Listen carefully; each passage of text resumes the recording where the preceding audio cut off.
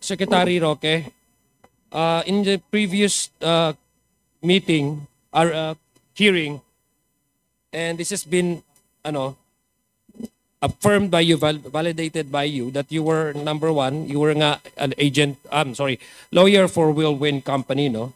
So whenever you represent... I was an agent. I was a lawyer sorry, yes, for Will Win. correct me. I'm wrong.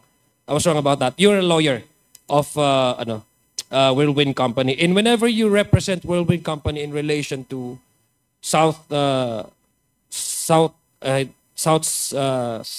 Lucky South 99, I'm sure part of that arrangement is naturally they will pay you for whatever representation you would make in the advantage or to the advantage of your client. Am I correct?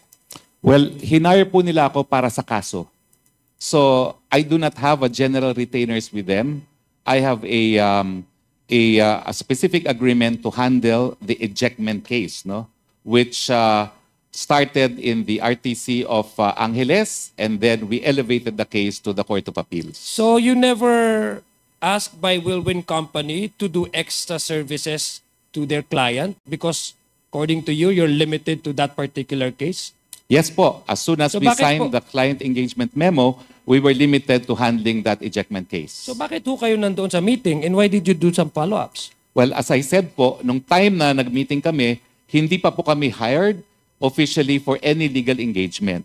It was more of trying to convince them to invest in the energy projects that I was promoting, Your Honor. Kailan po kayo, Mr. Joint Secretary, kailan ko pa, may we know kung kailan ho kayo na-hire ng Will Win Company? Well, na-file po namin. I submitted the documents po sa RTC Angeles second week of August. No, when your legal services was when legal services started with the Will Win Company, would you know what specific date was this? Well, there is a specific date, but I think it is 1 week before we filed the motion in the RTC of Angeles. Because when we found out what had happened, ang first remedy namin is to ask the RTC of Angeles to recall the writ of execution that they had already issued. I'm sure, Mr. Chair, Secretary, I'm sure you have a document, no?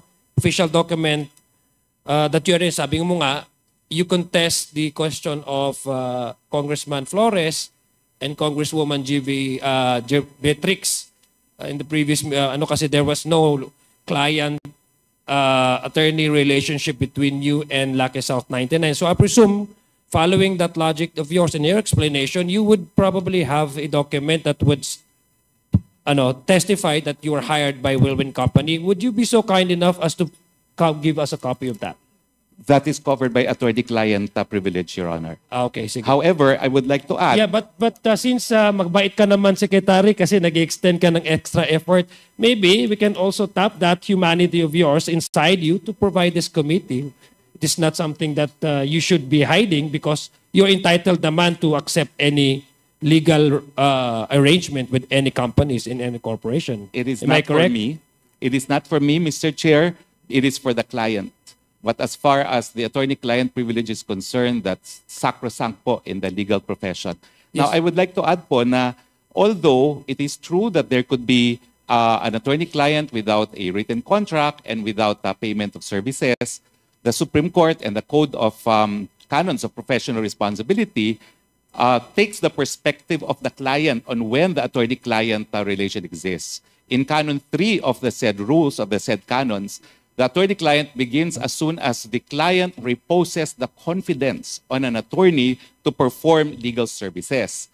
Now, but according to case law, in the first place, there must be a contract between the client and the attorney. There must be a meeting of the minds. Kaya nga pong sinasabi ko, although I represented an agent of Lucky South, that did not make Lucky South my client. Para rin po yung since mga airlines, merong silang mga handling agencies, pwede kong maging kliyente yung handling agency na hindi ko magiging kliyente yung airline itself, no? So yan po talaga yung nangyari, no? So as I said po, even if it were true that I represented Lucky South, ganun po ang trabaho ng abogado. Kaya lang, why will I say that I represented Lucky South na wala naman po talagang legal Okay. representation. Balikan ko lang po yung Last tanong two ko kanina. question, Congressman Jong. Mr. Chair, may I extend for another 1 minute or two minutes? Last two Mr. questions. Two questions, okay. Sige. Kala ko 2 minutes na, 2 questions. So, balikan ko lang po, Mr. Chair, sa Secretary. So, roughly, kung marirecall nyo po, kailan po kayo na-hire ulit ng Whirlwind Company? This is a week prior to the filing of your case in, 1 week before po, When was prior. this? When was This this? is the first week already of August. August of what year? Of 2023. 2023. Okay. So, it's a good thing, Mr. Chair, that you've mentioned about that. At yung sabi mo, yung kasi dalawa, Mr. Chair, no, sa ating mga kababayan na nakikinig ngayon, mukhang naku-confuse nga sila sa Whirlwind Company and sa Lucky South 99. That's why we are trying to digest further, no? Inquire further kung ano ba talaga itong dalawang entities na ito. These are two different entities because the fact that they've entered into an agreement, it proves that they're two separate entities, no? So I have here, Mr. Chair, and I would like to cite itong lease agreement between, and by the way, may I ask Secretary Roque, maybe Chairman Tenko, would you know in that meeting who represented whom? I mean, these are two entities, no? Whirlwind Company and South Lucky 9. Would you know which or either of the two, Secretary Roque and and Cassie Ong, represented whom or what?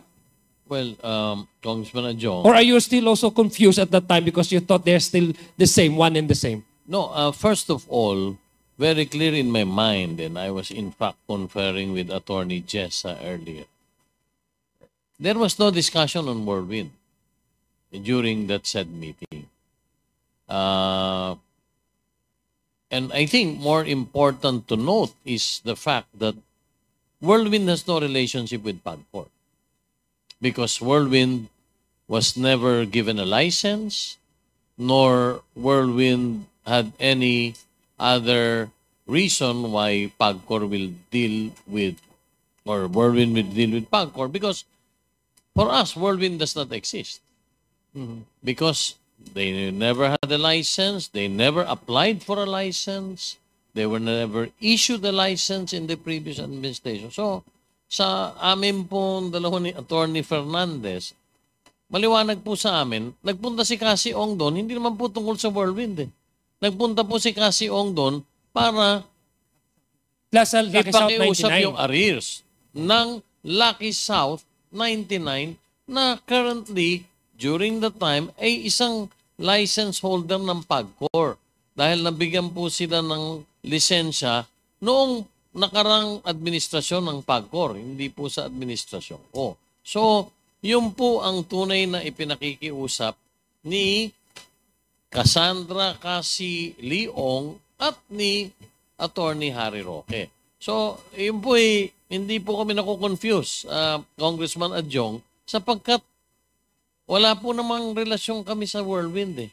At never was there any discussion about Whirlwind during that brief meeting with Attorney Roque and Cassandra Leong together with PAGCOR AVP Jessa Fernandez.